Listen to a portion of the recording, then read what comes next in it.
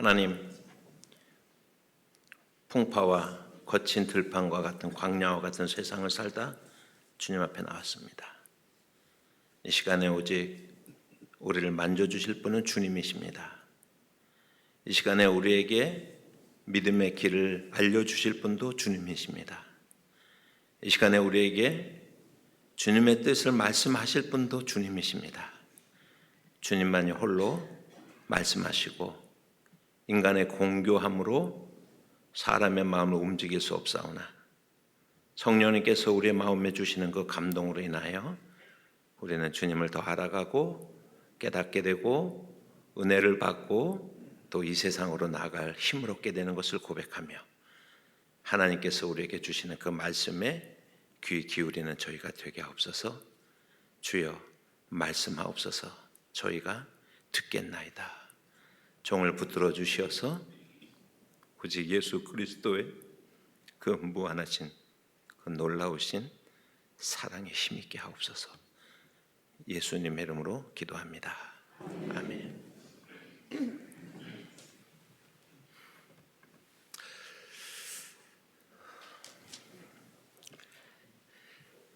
최근에 제가 알랭 바디우라고 하는 현대 철학자에 대한 그런 강의가 있다고 해서 그 강의를 참석한 적이 있습니다. 현대 철학에 대해서는 잘 알지는 못하지만은 특별히 슬로베니아 출신의 슬라이브 지책이라든지 프랑스의 작 라캉이라든지 하는, 그리고 이 바디우는 그 진리 철학에 대해서 이야기를 했는데, 현대 철학이 사실은 이제 우리가 뭐 프랑스 대혁명이나 어떤 뭐 그런 것들은 잘 기억을 하지만 현대 우리 사회를 규정하는 그러한 큰 역사적인 전환점이 68년부터 시작이 됐는데 그것을 이제 68혁명이라고 그래요. 그렇지만 그거로 뭐 수만 명이 죽었다든지 혁명으로 인해서 뭐 총칼을 들고서 싸웠었던 그런 혁명은 아니기 때문에 일반 사람들에게는 잘 알려지지 않지만 오늘 우리 이 세계를 이해하려면은 68년에 프랑스를 우리가 이해하지 않으면 이제 안 될 것은 또 뭐 베트남 전쟁이라든지 이런 여러 가지하고 다 연결돼서 그래서 어쨌든 68혁명의 결과로 우리 사람들의 그 마음 속에는 이제 다원주의가 정확하게 이제 주류로 이렇게 이제 등장을 하게 됩니다. 그래서 예를 들면 이제 제가 철학에 관심이 이제 좀 시그러든 이유는 현대 철학이 형이상학, 인식론적으로 하나님, 진리 이런 부분들을 이제 다루지 않게 됐어요. 68년 이후에 그 현대 철학에서. 그러니까 이제 목사인 저로서도 아무래도 그 관심이 상당히 이제 식었었는데, 이제 알랭 바디우는 그 사라졌던 진리의 문제를 다시 철학으로 이렇게 끌어들어온 그런 사람이에요. 그래서 그 알랭 바디우의 철학을 진리 철학이라고 얘기를 해요.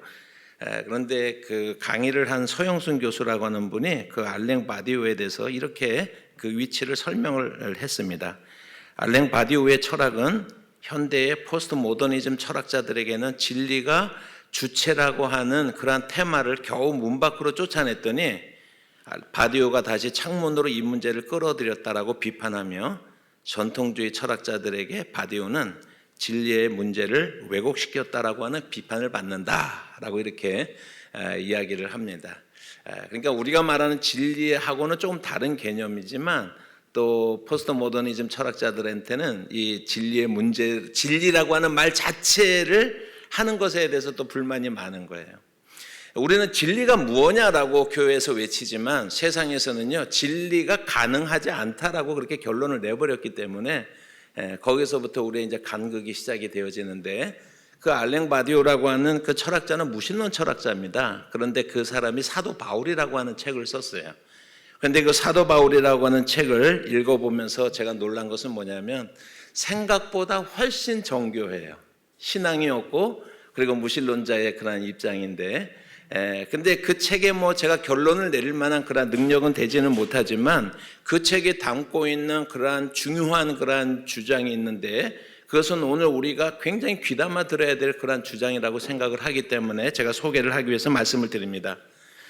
바디우는 그 책에서 이렇게 말합니다. 바울은 유대적인 담론으로서의 예언자와 헬라적 담론으로서의 지혜의 문제를 통합하고 초월함으로써 양자를 통합해내고 있다라고 그렇게 이야기를 하고 있습니다.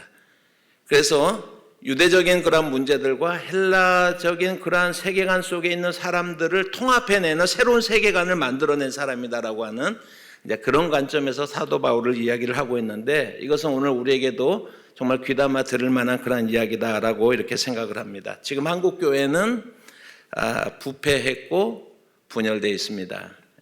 오늘 부패 문제가 주로 이제 대형 교회에 관계되는 그런 문제라고 한다고 그러면, 특별히 이 분열의 문제는 오늘날 정치적인 그런 아젠다에 의해서 교회가 크게 흔들리고 있는 이제 그런 모습이 오늘 한국 교회의 현 주소입니다. 저는 여러분 우리 이 시점에서 우리 한국 교회가 큰 변곡점을 지나가고 있다고 생각을 해요. 그냥 여러분들은 일상 속에서 여러분도 우리 개개인의 입장과 개개인의 생각을 말을 하지만, 저는 오늘 이 시점을 중심으로 해서 좌우로 해서 한 10년, 한 20년쯤이 지나면은 한국교회 지형도가 달라져 있을 것이다 라고 하는 그런 변곡점을 지나가고 있다라고 하는 그런 생각을 하면서 우리가 이 시대를 살아가고 참여하는 그런 저와 여러분이 됐으면 좋겠다라고 하는 그런 생각을 합니다.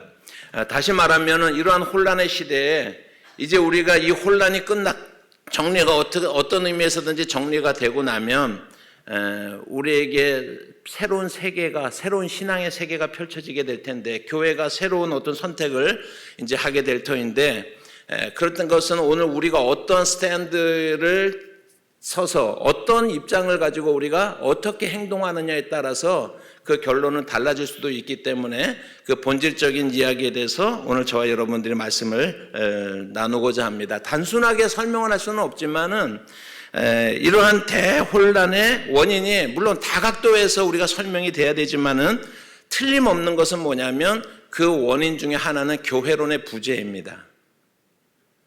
교회론이 없어요, 오늘날 교회 속에서. 그렇기 때문에 교회가 세상의 문제, 세상의 아젠다, 세상의 이슈들에게 어떻게 응답하고 어떻게 대응해야 되는지에 대해서 상당히 서툴기 때문에 그 물줄기에 그냥 휩싸이는 경우가 많다라고 하는 것을 생각을 합니다.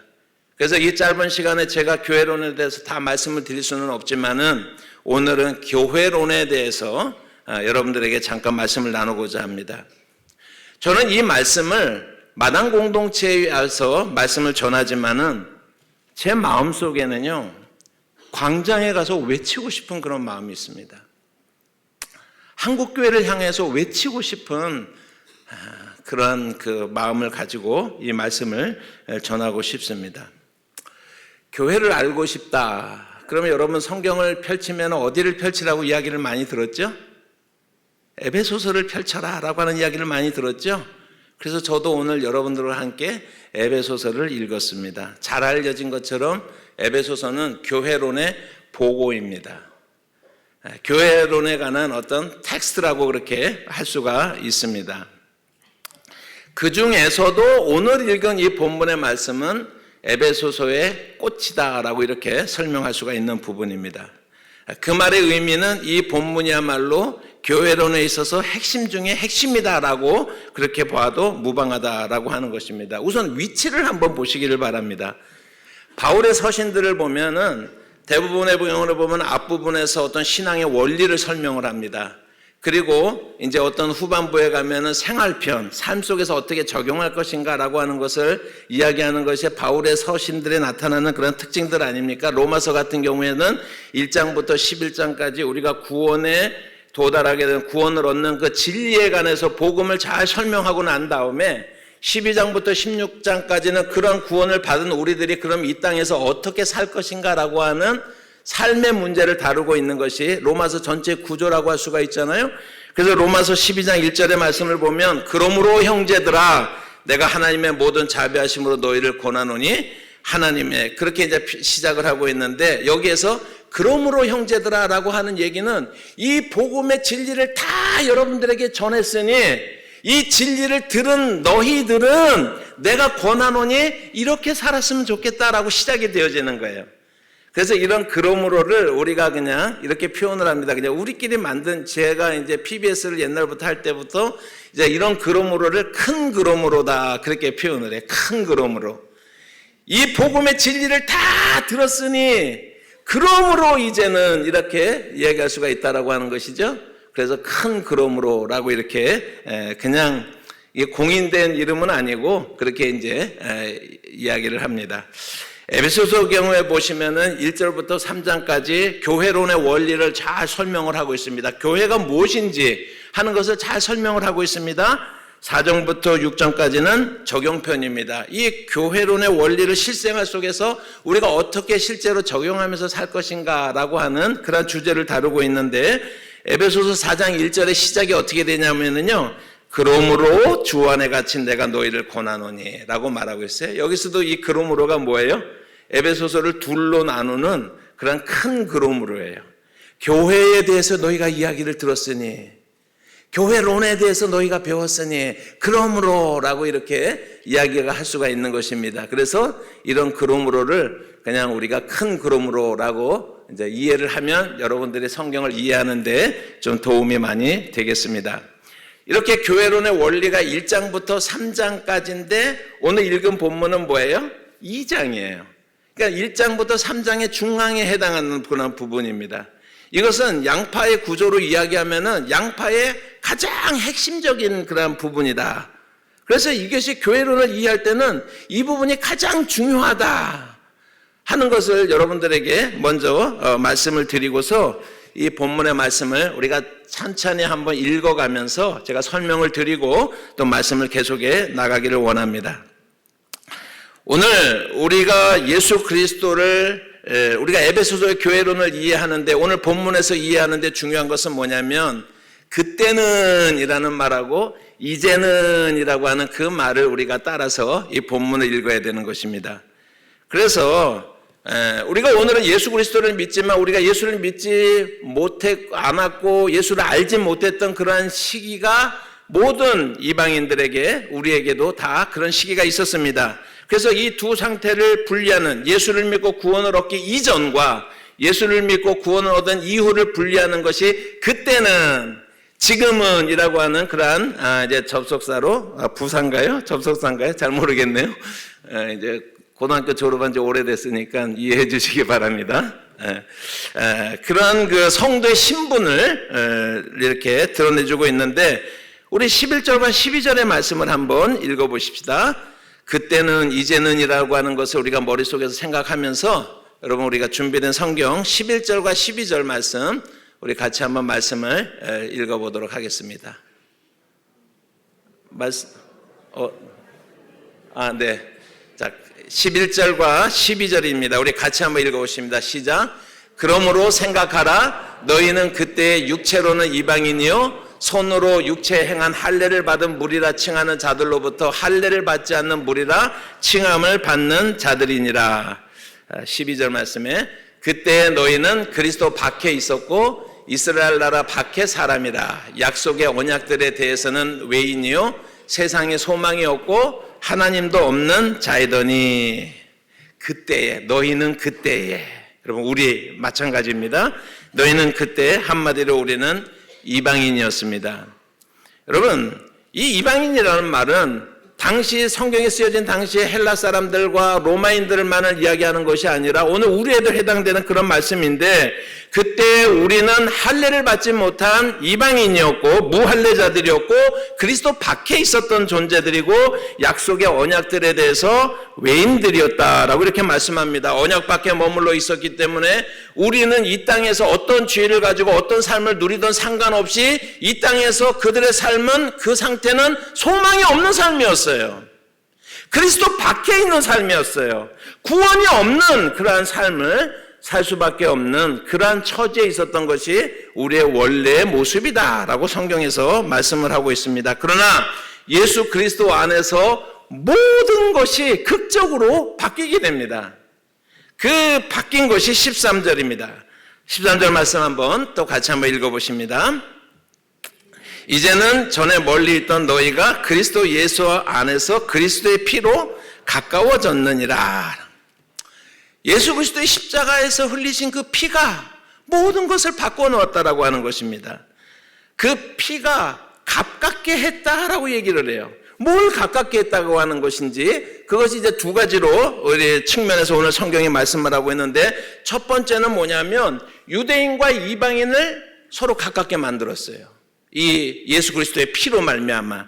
그래서 14절과 15절의 말씀 한번 읽어보십니다. 14절 15절 시작. 그는 우리의 화평이신지라 둘로 하나를 만드사 원수된 것 곧 중간에 막힌 담을 자기 육체로 허시고 법조문으로 된 계명의 율법을 폐하셨으니 이는 이 둘로 자기 안에서 한 세 사람을 지어 화평하게 하시고 말씀합니다. 우리가 잘 아는 것처럼 유대인들과 이방인들 사이에서는요, 높은 담이 존재하는 것이 사실이었습니다. 이 높은 담은 둘 사이를 갈라놓았을 뿐만 아니라 그냥 서로 원수처럼 그렇게 대하게끔 만드는 그러한 분리의 높은 담이었습니다. 하지만 예수 그리스도의 죽으심의 의미는 뭐냐면 그 이방인과 유대인 사이에 있었던 높은 담을 허물어 버렸다라고 하는 거예요. 그 육체로 허물어 버렸다. 그 담을 이렇게 말씀을 하고 있습니다.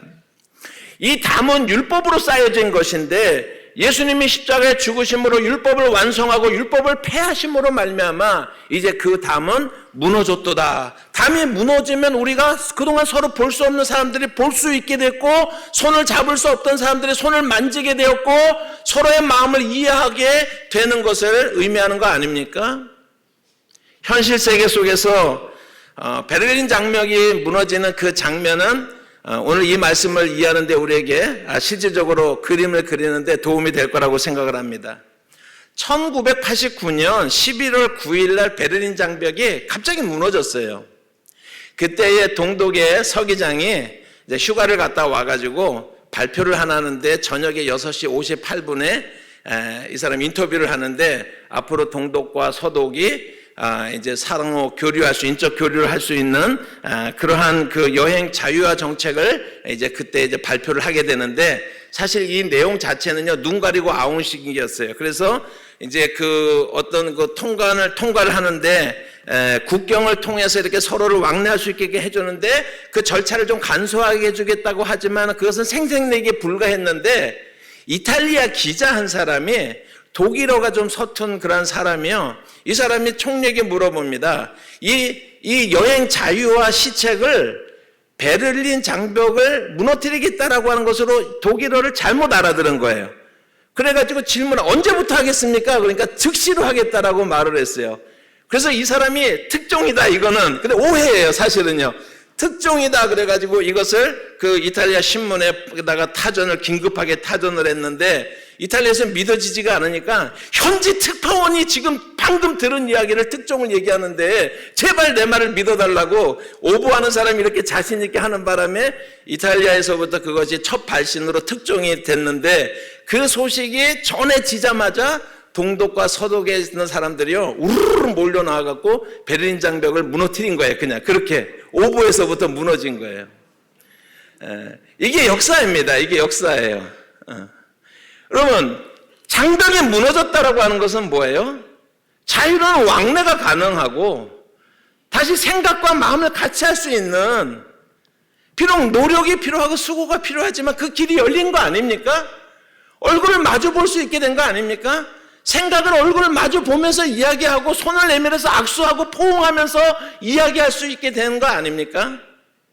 예수 그리스도께서 그 육체로 십자가에 죽으셨다라고 하는 의미는 유대인들과 이방인들 사이에 있었던 그 견고한 그 담을 허물어 버리신 일대의 사건이었다라고 이렇게 설명을 할 수가 있을 것입니다. 두 번째로 보면은 뭐가 가까워졌냐면 유대인과 이방인이 손을 잡고 하나님에게 가까워졌다라고 이렇게 말씀을 하고 있어요. 16절과 10절부터 말씀을 읽어봅니다. 16절부터 18절까지 말씀 같이 한번 읽어보십니다. 16절 시작. 또 십자가로 이 둘을 한 몸으로 하나님과 화목하게 하려 하심이라. 원수된 것을 십자가로 소멸하시고 또 오셔서 먼 데 있는 너희에게 평안을 전하시고 가까운 데 있는 자들에게 평안을 전하셨으니 이는 그로 말미암아 우리 둘이 한 성령 안에서 아버지께 나감을 얻게 하려 하심이라 라고 이렇게 말씀하고 있습니다. 예수의 십자가는요, 먼 데 있는 자들, 다시 말하면 이방인들에게 평안의 소식이었습니다. 가까운 데 있는 자들, 다시 말하면 유대인들에게도 평안의 소식이었습니다. 여러분, 예수의 십자가는 먼 데 있는 자들과 가까운 데 있는 자들에게 내밀어진 하나님의 화해의 손길이었다. 그게 십자가다라고 하는 것을 우리가 생각을 해야 돼요. 여러분, 이 십자가 안에서 원수됨이 소멸되었습니다. 이로써 이방인과 유대인이 함께 손을 잡고 하나님에게로 가까워지는 그런 역사가 나타난 것이다 라고 할 수가 있어요. 사랑하는 성도 여러분, 교회가 무엇입니까? 오늘 이 본문에서 교회는 무엇이라고 얘기를 하고 있습니까? 교회는요, 예수 그리스도를 통하여서, 다시 말하면 예수 그리스도의 십자가의 죽음을 통해서 이방인이든 유대인이든 상관없이 한 성령 안에서 손을 잡고 한 하나님께로 나아가는 그러한 공동체가 교회라고 하는 것입니다. 제가 누구누구 얘기했어요? 성경이 말하고 있는 것입니다. 예수 그리스도께서 그의 십자가의 죽으심으로 말미암아, 여러분, 그들이 어떻게 해요? 한 성령 안에서 한 아버지 하나님께 나아가는 그러한 공동체가 교회다라고 하는 것입니다. 우리는 누구입니까? 마당 공동체는 어떤 존재입니까? 여러분, 공동체 안에서 우리는 각각을 향해서 어떤 시각으로 여러분 바라보고 있습니까? 피해가지 않겠습니다. 광화문과 서초동이 교회 안에서 반목하고 서로를 향하여서 손가락질하고, 여러분, 유대인과 이방인을 하나 되게 하셨는데 정말 중요한 같은 일을 하자고 한 모임의 공동체 안에서 그따위 정치적인 것 때문에 반목하고 하나 되지 못하고 갈라서고, 여러분, 그런 것이 우리의 모습이 아닌지 우리가 한 해를 넘기기 전에 우리의 모습을 한번 되돌아볼 수 있기를 바랍니다. 여러분, 공동체 안에서 우리는 어떤 관계인지 19절 말씀 뭐라고 말하고 있어요? 19절의 말씀 다시 읽어보십시다. 시작. 그러므로 이제부터 너희는 외인도 아니요 나그네도 아니요 오직 성도들과 동일한 시민이요 하나님의 권속이라. 여러분, 우리는 외인이 아니라, 서로가 서로를 향해서 이방인이 아니라, 우리는 하나님 안에서 한 권속이니라, 한 가족이니라 라고 이렇게 말씀하고 있어요. 여러분, 20절 말씀을 보시면은요, 너희는 사도들과 선지자들의 터 위에 세우심을 입은 자라 그리스도 예수께서 친히 모퉁이 돌이 되셨느니라 라고 그렇게 말씀하셨어요. 예수님이 친히 모퉁이 돌이 되어서 선지자들과 그러한 모든 사람들의 그 복음을 향한 핏부림의 순교와 그 헌신의 터 위에서 세워져 가는 한 집이다라고 말씀을 하고 있는 것입니다. 21절은 뭐라고 말하고 있습니까? 20절과 21절에 같이 읽어봅니다. 너희는 사도들과 선지자들의 터 위에 세우심을 입은 자라 그리스도 예수께서 친히 모퉁이들이 되셨느니라. 그의 안에서 건물마다 서로 연결하여 주 안에서 성전으로 되어가고 성전으로 지어져 가고 있다 말씀하고 있습니다. 이것이 교회됨입니다. 이 말씀만이 교회를 교회되게 하는 것입니다. 이 말씀 위에 모든 가치는 가짜입니다. 우리가 정말로 붙들어야 될 말씀은 이 말씀이다라고 하는 사실 앞에 우리가 우리 자신을 고백할 수 있는 오늘이 되기를 주님의 이름으로 축복합니다. 여러분, 에베소서의 교회론에 나오는 그러한 그 구원론을 보면은요, 우리의 교회에 대한 이해의 지평을 넓혀주는데, 우리는 구원을 뭐로 설명을 하냐면 예수 그리스도께서 십자가의 죽으심으로 말미암아 우리의 죄를 사해 주셨다라고 하는 대속론의 입장에서 우리가 복음을 이해를 해요. 그런데 에베소서는 그거를 좀 다른 관점에서 해석을 하고 있습니다. 여러분, 우리는 죄인이었습니다. 죽을 수밖에 없습니다. 예수님은 우리를 위해서 죽으셨습니다. 우리 죄를 사해 주셨습니다. 그래서 우리가 구원을 받았습니다라고 하는 대속론에 입각한 구원론은 100점짜리 진리이지만 그것이 구원을 설명하는 모두는 아니다라고 하는 것도 우리가 알아야 된다라고 하는 것입니다. 에베소서는요, 구원을 어떻게 설명을 하고 있습니까? 여러분, 예수 그리스도의 십자가를 통한 구원이라는 그 동등한 그런 같은 관점을 대속이라는 관점이 아니라 평화와 화해라고 하는 관점으로 이해하는 거예요. 하나님과 우리가 화목해 된 사건으로 말하는 거예요. 유대인과 이방인이 화목해 되고 평화를 누리게 된 사건으로 설명을 하고 있는 거예요. 이게 구원론입니다. 이게 이 구원론이 이 교회론으로부터 나오는 것입니다. 그러면 이 말을 거꾸로 말하면 우리가 화평하지 못하고 평화하지 못한다는 얘기는 뭐예요? 우리가 정말로 구속받은 공동체인지 구원받은 공동체인지 우리가 한번 생각해 봐야 되는 거예요, 여러분. 처음부터 다시 생각해 봐야 된다는 것입니다. 이것이 성경에 말하고 있는 교회론이고 구원론이다라고 하는 거예요. 대속의 관점에서만 이야기하기 때문에 다른 사람들의 관계가 그동안은 너무 분리됐어요. 상관없어요. 그런데 구원의 다른 측면이 뭐예요? 하나님과 우리가 화평케 되어지고 유대인과 이방인이 화평케 되어지는 것이 구원이다라고 말하면 그 화평을 누리지 못한다 그러면 우리는 구원받았다라고 할 수 있겠는지 질문이 우리에게 있어야 된다라고 하는 이야기죠.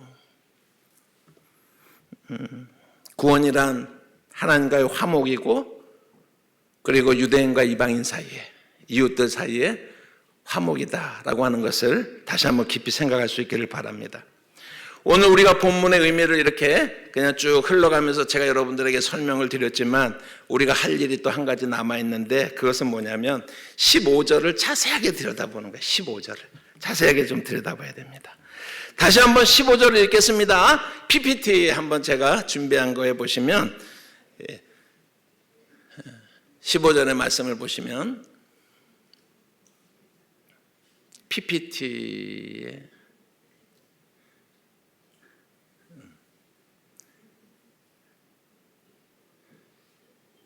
없나요? 준비가 안 됐나요? 제가 네, 좀 이렇게 소통하는데 잠깐 나왔어요? 네, 저기 보면은요, 에베소 2장 15절 한번 읽어보십시다. 시작. 법조문으로 된 계명의 율법을 폐하셨으니 이는 이 둘로 자기 안에서 한 세 사람을 지어 화평하게 하시고라고 이렇게 말씀하고 있어요. 여러분, 그래서요, 여러분, 우리 신약 성경에 있어서 어쩌면 가장 중요한 단어가 뭐 예수님, 하나님, 성령님 이렇게 빼고요, 가장 중요한 단어가 저 한 세 사람이라고 하는 그런 단어예요. 영어로 보시면요, His purpose was to create in Himself one new man out of the two, thus making peace라고 이렇게 말하고 있지 않습니까? 예수 그리스도께서 십자가에 죽으신 목적이 뭐예요? 예수님이 이 땅에 오신 목적이 뭐예요? 여러분, 이것은요, 궁극적인 예수님이 이 땅에 오신 목적을 설명을 하고 있는데 그것은 뭐냐면 to create in himself, 그러니까 예수 그리스도 안에서 여러분 one new man을 뭐 하는 거라고요? create 하는 거예요. 새로운 한 사람을 창조해내는 것입니다. 이 말씀이 교회론의 핵심 중에 핵심이에요. 여러분, 우리는 어떤 존재입니까? 교회는 어떤 존재입니까? 그동안의 유대인적인 관점에서 막 자기의 주장을 합니다. 이방인의 관점에서 막 주장을 합니다. 그런데 예수께서 죽으신 것은 뭐냐면 이것도 아니고 이것도 아니라 하나님께서는요, 한 새로운 인류를, 그래서 저기서 말하는 the new man, one new man이라고 하는 것은요, 그 의미로 따지면은요, 한 새 인류를 창조하셨다라고 하는 거예요. 이 세상의 가치를 따르지 않고 이 세상의 차이를 강조하면서 사는 것이 아니라 예수 그리스도를 중심으로 예수 그리스도에게만 순종하고 따르는 새 인류를 창조하신 것이 예수님이 십자가에 죽으신 목적이다라고 말하는 거예요. His purpose.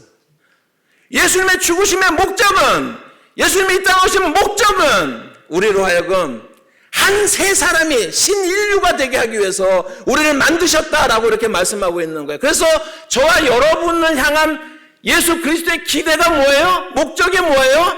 우리는 세상의 원리를 따라서 판단되어지는 것이 아니라 세상의 가치를 따라서 우리가 위치 지어지는 것이 아니라 한 새로운 인류로서 하나님의 원리와 이 복음을 온 세상에 전하는 그런 사명을 가지고 새로운 인류로서 그렇게 만들어진 그런 존재가 우리다라고 하는 거예요. 여러분, 이게 우리의 본질이다라고 하는 거예요. 이게 예수의 목적이다라고 이렇게 말씀을 하고 있는 것입니다.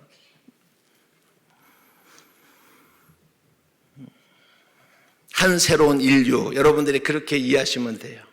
교회는 뭐예요? 하나님께서 새롭게 만드신 새로운 인류예요. 그게 교회예요.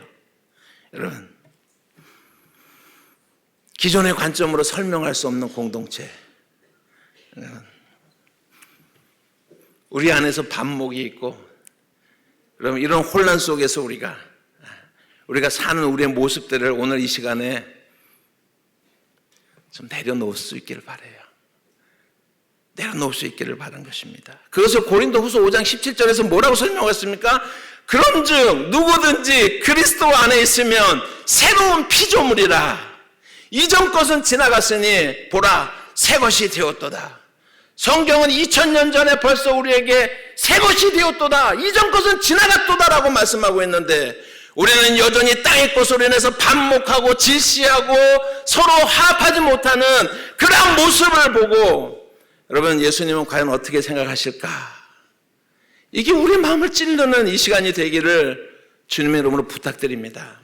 여러분, 사랑하는 성도 여러분, 정치를 믿습니까? 정치가 우리에게 희망이 되고 있습니까? 왜 그 정치 때문에 교회가 갈라지고 반목합니까?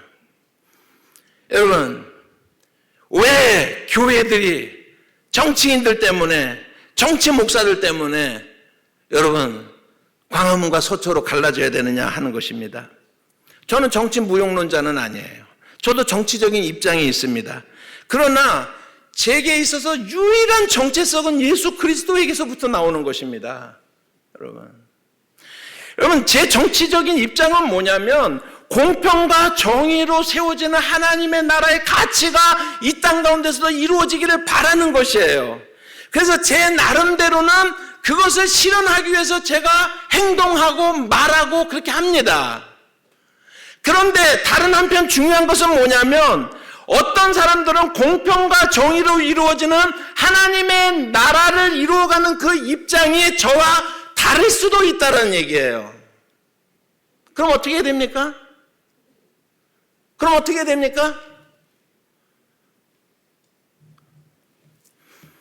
서로를 인정하고 교회 안에서 받아들여야 되는 거예요.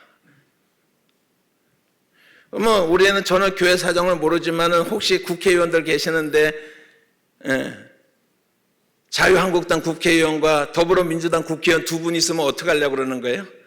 파에 따라서 그러면은 이쪽에 쫙 이쪽 편으로 앉고 이쪽 편으로 앉고 그러실 거예요? 그게 정말 우리가 추구하는, 예수 그리스도가 그걸 위해서 죽으셨어요?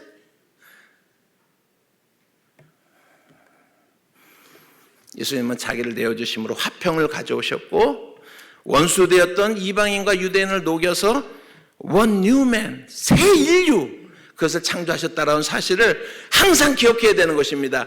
오직 이것만이 우리를 규정지을 수 있는 정체성이다라고 여러분들이 마음에 새길 수 있기를 바랍니다. 이것을 다른 말로 표현하면은요, 아디아포라라고 하는 그런 말로 표현할 수가 있어요. 초대교회를 여러분들 보시면 예수 그리스도께서 승천하신 이후에 반세기가 지나지 않아서 여러분 복음이 온 로마 세계에 전파되었을 뿐만 아니라, 그것은 복음의 서진이라고 말하죠. 복음의 서진만을 이야기하는 사람들은 잘못된 생각이에요. 그 복음은 남진도 했고 동진도 했어요. 그래서 바돌로메 같은 사람들은 인도에 가서 순교했어요. 인도에 아주 초대교회 때부터 교회가 존재하고 있습니다. 여러분, 마가 같은 사람은 이집트에 가서 순교했어요. 그 이집트에는 지금도 기독교가, 그 사람들은요 핍박 가운데서도 얼마나 믿음의 순결함을 지키면서 신앙생활을 하는지 몰라요. 콥트교라고 그렇게 우리가 표현을 합니다. 여러분, 이렇게 반세기 만에 온 세계로 이 복음이 퍼져나갔던 그것이 기독교의 역사인 것입니다. 그런데 그 사람들의 숫자가 많지 않은 것도 또한 사실이었어요. 교통이 불편하고 요즘처럼 인터넷으로 연결되지 않는 그러한 세상 속에서 그 넓은 지역에 각각의 지역에 소수로 그들이 모여서 신앙을 지키는데 놀라운 것은 그들 가운데 믿음의 통일성이 있다는 거예요. 갈라지지 않았다는 거예요. 이단이 있었지만 그 이단은 뿌리를 내리지 못합니다. 그래서 우리가 오늘 믿고 있는, 우리가 알고 있는 이 복음이 하나로 우리에게 전달되어지고 있다라고 하는 것을 우리가 기억을 해야 됩니다. 어떻게 그게 가능했을까요? 그것이 바로 아디아포라라고 하는 정신 때문에 그래요. 우리 PPT 두 번째 한번 아디아포라에 대해서 보십니다. 아디아포라라고 하는 것은 뭐냐면, 원래는 헬라 철학에서 나온 그러한 스토아주의 철학자들이 쓴 처음의 용어이지만 교회 안에서 그 뜻이 여러 가지 다른 것처럼 변형이 되어지는데 좀 차용은 하지만 그 뜻은 좀 바뀌게 되는데요. 여러분, 그 뜻은 뭐라고요? 아디아포라라고 하는 것은 대수롭지 않은, 크게 다르지 않은 indifference라고 하는 그런 뜻입니다. 그래서 두 번째 보시면은 같이 한번 읽어보십시다. 다른 견해를 가져도 괜찮음이라고 하는 거예요. 교회에 견해 차이가 있을 때 그 동기, 이게 중요한데요. 그 동기가 주님을 위한 것이라면 각각 마음에 확정한 대로 해라라고 이렇게 말하는 것입니다. 초대교회 안에서 아디아포라는요, 구체적인 권면이나 금지의 규정이 없어서 실행해도 되고 실행하지 않아도 되는 그런 문제들을 아디아포라라고 한다라고 하는 것을 여러분들에게 우선 설명을 좀 드립니다. 여러분, 아디아포라 시스템 한마디로 말하면 뭐예요? 좀 다른 생각을 가져도 괜찮다라고 하는 거예요. 진리 문제가 아니면. 그래도 괜찮다라고 하는 것입니다. 이것은 예수님의 가르침을 따르는 건데, 예수님의 가르침의 원리를 따른 것인데, 그리고 사도들이 그것을, 특별히 사도 바울이 이 아디아포라를 잘 발전을 시킵니다. 그래서 초대교회에 흐르는 가장 중요한 그러한 어떤 구호가 뭐냐면 아디아포라 정신이라고 그렇게 우리가 이야기할 수가 있습니다. 예수님은요, 사마리아인과 유대인의 문제를 아디아포라로 됐어요. 대수롭지 않음이라고 그러니까 진짜 대수롭지도 않은 그냥 조그만 얘기, 밥 먹을 때 뭐 미역국을 먹을까 무슨 국이 생각이 안 나지, 혼자 살다 보니까. 동태국을 할까요? 그런 얘기가 아니라 예수님은요, 사마리아와 유대인의 문제를 아디아포라라고 봤어요. 우리가 아디아포라는 단어는 모르지만 예수님은 유대 지역에서 갈릴리로 갈 때 어떻게 가셨어요? 사마리아 쪽으로 가셨잖아요. 사마리아 사람 만났잖아요. 같이 얘기했잖아요. 그런데 이런 문제는 본질이 아니고 대수롭지 않은 문제라고 하는 거예요. 작은 일이라고 하는 거예요. 내용상으로 보면 어떻게 해요? 얼마나 엄청난 그것 때문에 수천 년 동안, 수백 년 동안 적어도 사마리아인과 유대인이 갈라져 왔는데 예수님은 그거를 무슨 문제로 본 거예요? 아디아포라의 문제로 본 거예요. 사도 바울은요, 뭘 먹을까? 고기 먹는 거, 술 한잔 하는 거, 이게 믿음의 본질에 관한 거예요? 저는 솔직히 지금까지 술을 한 번도 먹어본 적이 없습니다만, 술 한잔 하면은 그럼 큰일 나는 거예요? 여러분, 아디아포라예요, 아디아포라. 그거는 말 그대로 아디아포라예요. 그 정도 이야기는요. 말 그대로 아디아포라예요. 바울 같은 경우 아디아포라가 오늘 본문하고 연결이 되는 거예요. 바울은요, 여러분, 유대인과 이방인의 차이라고 하면 당시로서는 오늘 우리로 치면은요, 원수 중에서 가장 극단에 있는 양 원수를 말하는 거예요. 이게 지금 유대인과, 그냥 우리가 말이 좋아서 유대인과 헬라인이라고 말을 하지, 이방인이라고 말을 하지, 실제로 우리가 현세 삶 속에서 대입시켜 보면 가장 극단적으로는 양극단에 있는 그런 다른 사람들이에요. 이 문제를 바울은 계속해서 뭐라고 얘기하는 거예요? 아디아포라야 라고 얘기하는 거예요. 이게 어떻게 해요? 바디오는 그 점을 본 거예요, 여러분. 이게 어떻게 해요? 초월함으로 한 새 인류가 됨으로 말미암아 그 안에서만 이 유대인과 여러분 이 이방인의 문제는 아디아포라 문제가 되는 거예요. 그렇게 교회가 폭이 넓었어요. 그렇게요. 그런 문제 가지고 분열되지 않았다라고 하는 것입니다. 여러분, 그런데 로마 캐톨릭이 중세로 완전히 접어들기 이전부터 로마 캐톨릭 때 이 아디아포라 문제가 이제 자기들의 어떤 독선적이고 교권적인 그런 어떤 걸 행사하는 데는 이 아디아포라 문제가 되게 심각해지는 거거든요. 하나로 통일이 돼야지 자기네게로 집중될 수 있으니까. 그래서 아디아포라 문제가 무너지기 시작을 했어요. 아디아포라가 여러분 결정적으로 무너진 것은 종교개혁 때문에 그래요. 좀 역설적이지만은 종교개혁 시기에 여러분 그때에 캐톨릭과 어떻게 개신교 세력들이 서로 전쟁을 했잖아요. 수십만 명이 서로 죽이고 죽고 고문하고 이런 일들을 했잖아요. 그죠? 그 가운데서 여러분 아디아포라가 설 자리가 있겠어요? 없겠어요? 설 자리가 없어진 거예요. 그래서 아디아포라가 없어졌어요. 완전히 없어졌어요. 교회론의 가장 핵심인 이 아디아포라 정신이 없어졌어요. 여러분 그거를 우리가 안타까워해야 된다라고 하는 것입니다. 그래서 오늘 우리는요 그 단어조차도 모르는 것입니다. 그런데 어거스틴은 무슨 말을 했냐면요, 본질적인 것에는 통일을, 비본질적인 것에는 자유를, 그리고 이 모든 것에는 사랑을 더하라 라고 이렇게 말을 했습니다. 여러분 이게 무슨 정신이에요? 아디아포라였어요. 켈빈도 아디아포라의 중요성에 대해서 이렇게 강조를 했습니다. 이 그리스도인의 자유를 제대로 이해하지 못하면 그리스도의 복음 진리도 우리의 영혼의 내적인 평화도 올바로 이해할 수가 없다라고 이렇게 말씀하고 있습니다. 오늘은 어떻습니까? 여러분 종교개혁의 슬로건, 어떤 사람은 3대 슬로건이라고 말하죠. 오직 믿음으로, 오직 말씀으로, 오직 은혜로. 근데 실제로는 5대 슬로건이에요. 오직 예수 그리스도로, 오직 하나님의 영광을 위하여 라고 하는 이 5대 슬로건은 우리가요 어떤 생명처럼 우리가 지키고 있는 그런 구호 아닙니까? 그런데 이 구호보다도 더 원천적으로 우리에게 있었던 신앙의 중요한 원리는 아디아포라는 우리가요 단어도 사라져갖고 교회 안에서 그 단어를 사용하지 않는 그런 단어가 됐어요. 실제로 초대교회는 그 아디아포라 정신 하나를 가지고 질서대로 적당하게 하면서 그들이 하나를 유지했는데, 오늘 우리 마당기도회 우리 형제자매 여러분, 교회론에 대해서 제가 조금 말씀을 드렸어요. 짧은 시간에 다 말씀을 드릴 수는 없지만은, 그러나 여러분 예수 그리스도께서 죽으신 것은 분열하라고, 작은 것에 너를 주장하니라고, 절대로 양보하지 말라고 그러지 않는 거 아닙니까? 유대인과 적어도 사마리아인의 문제, 예수님은 아디아포라라고 그랬어요. 여러분 유대인과 이방인의 문제, 사도 바울은 아디아포라야 라고 얘기를 했습니다. 우리가 하나 되지 못할 이유가 도대체 뭐냐라고 하는 거예요. 왜 그것 때문에 반목해야 되는 것입니까?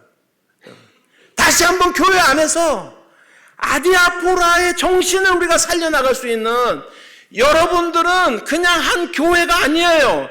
여러분들의 모습은 한국교회 전체에 비춰지는 거울이라는 걸 생각을 해야 돼요.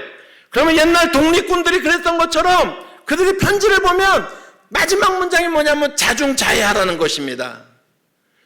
여러분 독립을 위해서 나가는 사람들이기 때문에 스스로를 무겁게 여기고 스스로를 아끼고 조심하고 자중자애하라고 하는 것입니다. 우리 마당 공동체가 오직 예수 그리스도의 그 가치 안에서 자중자애할 수 있는 그런 공동체가 되기를 바랍니다. 한국교회의 잃어버린 정신인 아디아포라의 정신이 회복이 되어지는, 그 정신을 다시 한번 구현해내는 그러한 교회가 되어지기를 주님의 이름으로 축복합니다. 주님, 1장부터 3장까지가 교회론이라고 그랬잖아요. 이론적으로 그 교회론을 마감하면서 바울이요 기도문으로 마감을 합니다. 제가 오늘 그 기도문과 여러분들과 함께 같이 읽기를 원해요. 이건 기도문이에요. 교회론을 마감을 하면서 에베소서 3장의 그 기도문 우리가 한번 보시기를 바랍니다. 에베소서 3장 14절부터 말씀을 보십시다. 14절 15절 말씀 한번 제가 읽어볼게요. 이러므로 내가 하늘과 땅에 있는 각 족속에게 이름을 주신 아버지 앞에 뭐라 그랬어요? 무릎을 꿇고 비노니 라고 말했습니다. 본질을 위해서라면, 여러분 우리가 원 뉴맨으로 우리가 만들어졌다는 것을 인정한다면 바울은 말하는 것입니다. 무릎을 꿇고서라도, 여러분, 무릎을 꿇고서라도 말하느니 라고 말씀하고 있는 것입니다. 그러면서 그 기도문을 우리가 같이 좀 각별한 마음으로 우리가 천천히 읽어보고 말씀을 마칠게요. 16절부터 기도문의 내용입니다.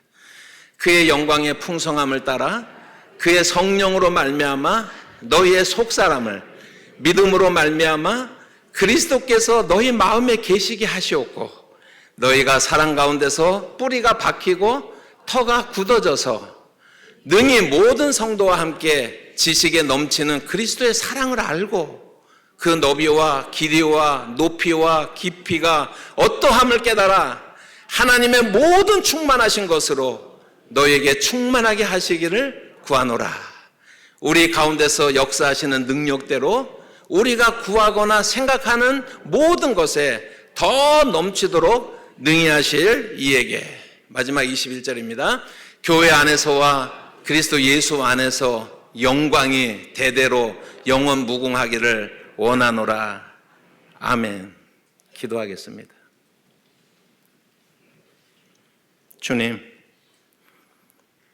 주님의 십자가를 이 시간에 우리가 마음에 새깁니다. 단순히 새기는 것이 아니라 주님, 우리가 그 현장에 다시 목격자로 있게 하옵소서.